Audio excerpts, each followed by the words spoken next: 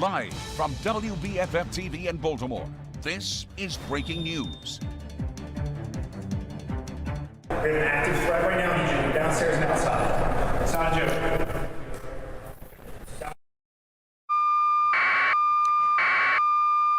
We are following the breaking news out of Annapolis. The State House currently on lockdown. This is a live look over the building from our Sinclair sister station's chopper. According to a statement from the governor's office just minutes ago, staff and community members are being asked to shelter in place. Fox 45's Mackenzie Frost there now. She joins us live outside the State House.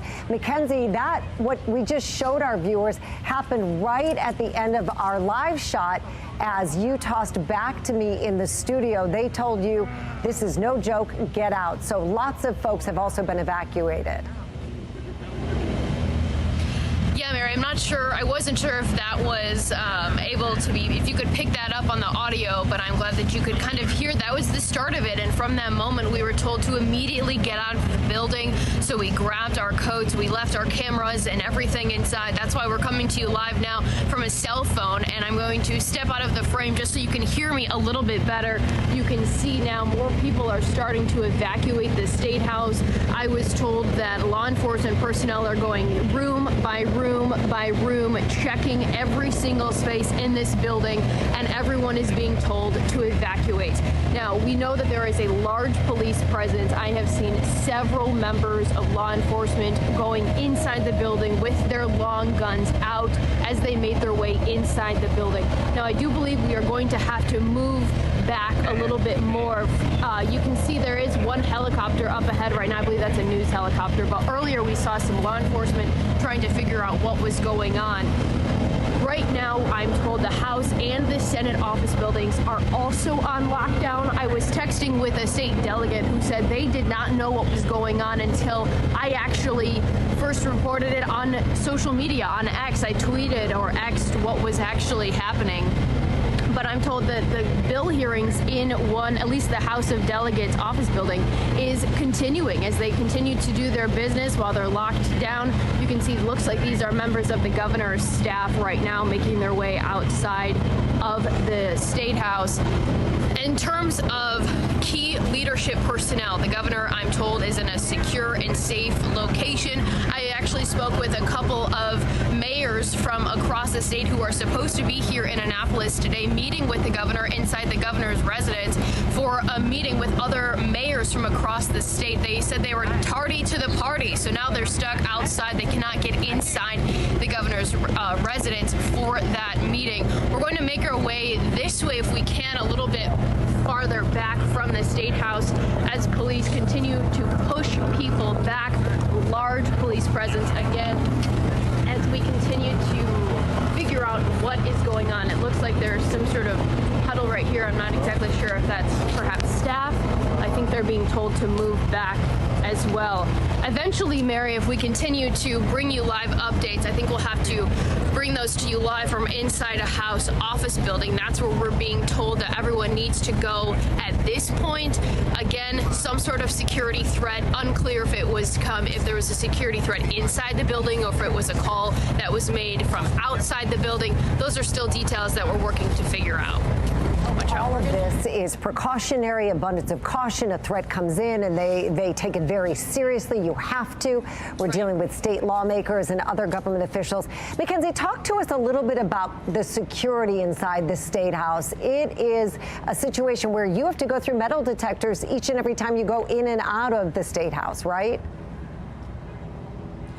Yeah, that's right, Mary. Whether you go inside from the entrance here on the ground level or if you go up the steps, which you can't really see right now because of the scaffolding, but regardless of what door you go in, you're met with a security guard, a law enforcement officer, as well as a metal detector, and you have to put your belongings through a screening system to make sure that everything is safe. I mean, as you know, this is a government building. This is a very important seat of state government, a lot of important activity with key lawmakers, and, you know, the governor has an office in here. We have Senate leadership, House leadership, and I was just told the group of mayors here for the meeting is in fact inside the governor's residence. I'm assuming the governor is inside as well.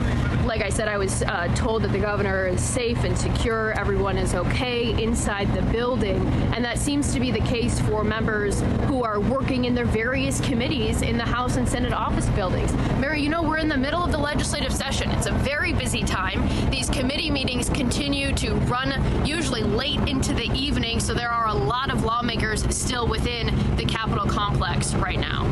There's other state office buildings that a lot of work and committee hearings get done. But yes, the State House has where laws are made and where all of this action takes place into the evening. Mackenzie, very quickly, if we can just reset for our viewers tonight. It was at around what time tonight you were doing a live shot for the station that you were told to evacuate? And what else did you see inside the State House at that moment? I'm going to have Morgan just pan over a little bit. We can see some more law enforcement activity making their way inside here. I will figure it out and we'll get it moved. But you asked me what time it was. It was probably 5:10, I would say. It was before 5:15. We were still on the air. I had just wrapped up a news story about the big topic of the day before this happened, the juvenile crime legislation. As I was getting ready to toss it back to you in the studio, that's when we had 3 or 4 members of law enforcement, I would say, right, Morgan? That's correct. 3 or 4 members of law enforcement quickly ran up the stairs and ran over to us and told us we needed to get out of the building as soon as possible. And Morgan and I, my photographer, kind of looked at them like it took us a minute to process exactly what was happening, but then we grabbed some of our personal belongings, grabbed our coat, and ran outside. And when that happened, I saw more law enforcement rushing to the State House and rushing inside. It was quick. You could feel the intensity and the sense of urgency to figure out what was going on. I spoke with some of the other members of the press corps who are in a different part of the building where we were, and they were told to stay there. They locked the door. Some law enforcement officers came by with a flashlight and was shining their light inside the various rooms to figure out who was there and what was going on. It was a sense of confusion, a little bit of chaos in that moment as everyone made their way outside. That all makes sense. They couldn't really put you on lockdown because you were in the open area outside of some of the chambers. All right, Mackenzie Frost reporting live for us tonight on this breaking news, a lockdown, a threat to the State House in Annapolis. We will come back to you as soon as you learn more. Thank you. And Fox 45 News will continue to follow this developing story. We'll keep you updated both on air and online. Well, Fox 45 News continues to investigate how the city is spending ARPA money. Today's Inspector General report confirms a local nonprofit misspent more than $100,000 of that fund, which is raising concern about how that money is being used and tracked. Fox 45's Rebecca Pryor takes a look at that new IG report and growing concerns that misspending could continue. Well, last year, a Fox 45 investigation already confirmed that the money had been misspent. But tonight, we're learning exactly where it went and why taxpayer watchdogs fear it could happen again. A nonprofit handpicked by the mayor's office to help pick up trash across Baltimore City. Lazarus Wright, owned and operated by Christopher Irvin. We're trying to get Baltimore to a better place. Awarded a 2-year, $1.6 million Clean Court contract. To help kickstart operations, Irvin handed a $414,000 advance. But according to an email exchange between the nonprofit and the Baltimore Civic Fund, which oversees the city's nonprofit spending, within 4 months, the entire advance vanished. They spent it all very, very quickly. Baltimore City Inspector General Isabel Cumming launching an investigation into the spending after receiving complaints Irvin's employees weren't getting paid. To not be paid 2 or 3 weeks is a pretty big concern for any person.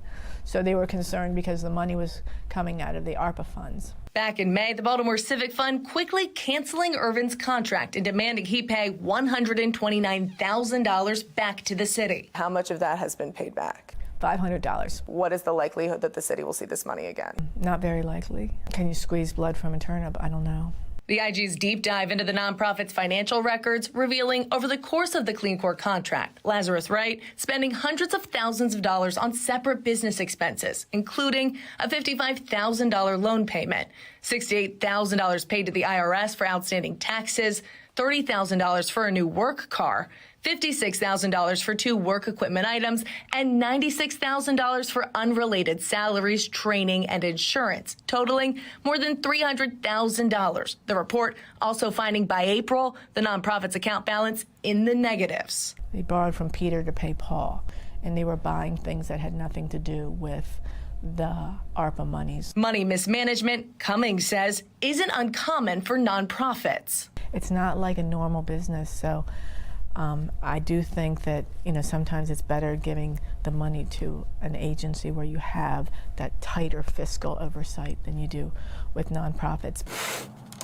Anyone with a basic accounting class would have seen that you don't give money to this nonprofit. Taxpayer advocate David Williams also questioning the city's oversight. Before receiving the money in 2023, Lazarus Wright's 990 tax form from 2021 to 2022 showing a small organization, more than $73,000 in debt. Additionally, Irvin personally declaring bankruptcy and his home put in foreclosure. They were not equipped to do this financially, or they didn't have the infrastructure to do it either. Fox 45 sending questions to the Baltimore Civic Fund, Planning Department, and Mayor's Office, asking, was this nonprofit properly vetted? And should the city strengthen its vetting process before granting more nonprofits ARPA funding? The only response, the Mayor's Office sending a statement applauding the city for swiftly addressing the issue, but not answering our questions directly. This as the city plans to allocate another $43 million in ARPA funding to other local nonprofits over the next 2 years. Do you think that a situation like this could play out again? Oh, absolutely. I think, the one thing I see things happen over and over again. And I think hopefully lessons will be learned from this one. And last week, 2 mayoral candidates also requested an independent audit of the city's ARPA spending. We reached out to the mayor's office asking for a response to that request. As the news time tonight, though, no answers. In the newsroom, Rebecca Pryor, Fox 45 News. Well, as critics question the city's ARPA spending, the fire union saying they could have used the money. None of the $641 million was allocated to the Baltimore City Fire Department, which has been struggling for years with staffing and equipment shortages. Union President Matthew Koster says the city fire department has the most calls per capita in the nation, but they're nearly 200 men and women short. We could definitely use that money. We were the first line of defense during COVID, and that's definitely something that we're disappointed in. A lot of our firehouses are over 100 years old, and guys are using their own money to fix up firehouses and keep it together with furniture and the kitchens and outdated bathrooms and everything else for today's standards. Well, the mayor's budget did include a $15 million increase for the fire department last year. Fox 45 News asked his office today why he didn't allocate ARPA money for them as well. We have not yet heard back. As we head to break, we are taking another live look over the State House in Annapolis, the building, as well as the Senate and House offices, which are just down. Lawyers Mall are on lockdown right now. Fox 45 will continue to follow this developing story, keep you updated on air and online.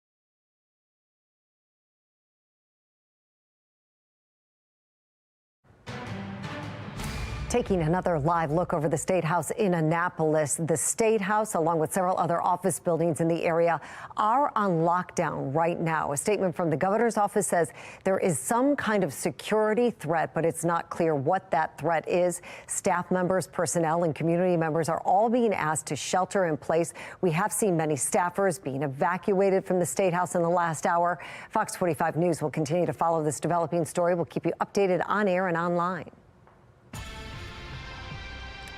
Well, if you are feeling the pain of high interest rates, you will want to pay close attention to a fresh inflation report released this morning.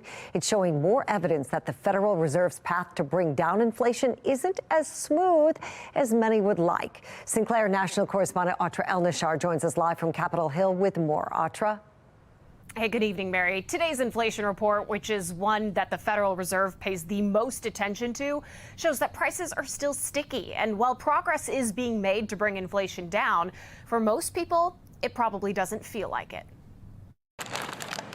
Inflation reports out this month reflecting bumps in the road on the way to relieving Americans of the painful burden of high inflation. The latest reading from the Commerce Department shows the inflation rate in January was lower than it was a year ago, but on a month-to-month basis was slightly higher. What it is that prices in some areas are going up while prices in other areas are going down at the same time. NerdWallet personal finance expert Sarah Rathner says more people are turning to credit cards to make ends meet, but it's a tricky time to rely on credit when interest rates raised by the Federal Reserve to fight inflation are so high. We have heard that there is talk of interest rates eventually going down this year, but we just haven't seen that yet. And so everybody is waiting with bated breath. Fed officials say they don't have enough confidence yet that inflation is on a sustained path toward their 2% target to start lowering rates. New York Fed President John Williams doesn't expect to hit that target until next year. The risks to this forecast are two-sided. Inflation may surprise on the upside, or consumer strength, which has been a major driver of the robust growth we saw last year, may fade more quickly than I anticipate. Another person who's keeping a close eye on those risks is JP Morgan Chase CEO Jamie Dimon. I just think it may not come down that quick and people may be surprised. So when people talk about, the market is kind of pricing a soft landing, that may very well happen. But, the odds at 70 or 80%, I would give them half of that. That's all. Though the economy has a good chance of dodging a recession, individuals may feel something like a personal recession. According to NerdWallet's annual household debt study, costs are up 20%, while median income is only up 12%. And that's looking at the last 4 years or 5 years since 2019. Now, the Fed does meet again next month, but based on the popular CME Fed Watch tool, a likely rate cut isn't predicted until June at the earliest. Mary? Atra El-Nashar reporting live for us in D.C. Thank you. All right, good evening, everyone. It was certainly a busy night last night with gusty winds and the temperatures really shot down. Okay, we at least had some sunshine today. 43 degrees outside, but the one thing that you may not realize is how dry the air is. It had a dew point down at 9 degrees. That means the air is just very dry.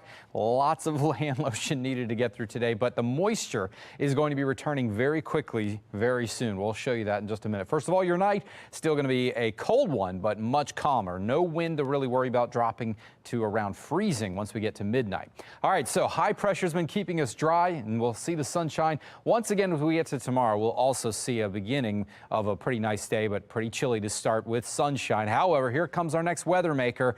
That is going to be bringing in our next chance for rainfall as we move into Saturday. So we'll start future scan at 6 a.m. tomorrow morning. Again, near freezing, but we'll see sunshine reaching around 50 degrees for the afternoon. And then as we head a little bit later into the evening hours, overnight into Friday night, Saturday, we're talking the rain moves right in, and we'll be waking up to widespread showers across the area on Saturday. That'll linger into your Saturday afternoon, and to Saturday night, I would say we'll start to dry out. Weekend forecast, though, this is what we're talking about. It's mainly going to be in the first half of your Saturday, but as we move into Saturday afternoon, evening, we'll start to see the rain tapering. So Sunday's looking much, much better. Sunshine as we see there as we go into Sunday afternoon. We're looking like we'll be in the 60s. We'll be back here in just a bit with a look at your 10-day forecast. Gerard, thanks. We're going to go back to Annapolis, where the State House is on lockdown. Mackenzie Frost learning some new details. Mackenzie. Yeah, Mary, we just got a statement from Annapolis Annapolis Police. Excuse me while I read it from my phone, but it says the police department got a threat to the state capitol coming from a phone call earlier this evening. The Annapolis Police responded with Maryland State Police along with Capitol Police, and that's who we've been seeing going in and out of the building with their long guns out as they continue to search for a suspicious person or any sort of suspicious activity or items. The Annapolis Police Department tells us several people there are working and have been asked to shelter in place, which we know of. So far, the police say no suspects have been identified, nor have any suspicious items or people have been found inside. The top floor of the building is cleared, and right now the bottom floor is working to be cleared, as well as the grounds. And that's where we are standing right now. You can see the State House is just over my shoulder. People continue to make their way out. Mary, you've seen several groups of people, whether it's staffers, members of the media, even tourists who are here are making their way out of the State House at this moment. And you know, earlier we reported just the large police presence that's here, and as you can imagine, that is here for good reason. I also have some new information about the governor. Earlier we were suspecting whether the governor was inside the residence, which is the building right over in front of me. I'm looking at it right now. There was a meeting that was scheduled to take place with mayors from across the state. The governor is not inside as told. You can see here from these live images more law enforcement going inside with their weapons out, and it is continuing to be an active and emerging situation right now. The new information we have from the police department continues to be no suspicious activity or people have been found inside the building, which is great news, especially considering how active and the sense of urgency that everyone was asked to leave earlier this evening. All right, Mackenzie Frost reporting live from Annapolis just before around 5 o'clock. A threat was phoned into the State House. All right, we'll continue to follow this throughout the night. Mackenzie, thank you. And stay with us. We'll be right back.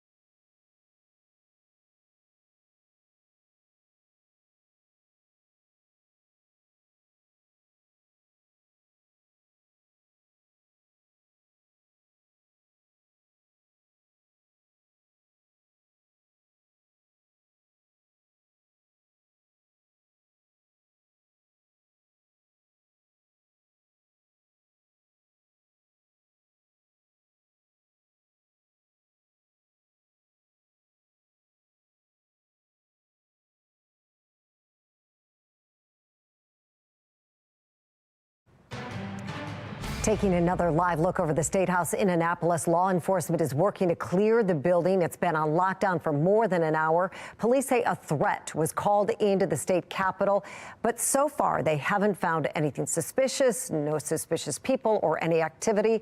And we will continue to follow this. That's all for us on Fox 45 News at 6. Stay with us. We'll have a complete report coming up on Fox 45 News at 10. Have a great night. Thanks for watching.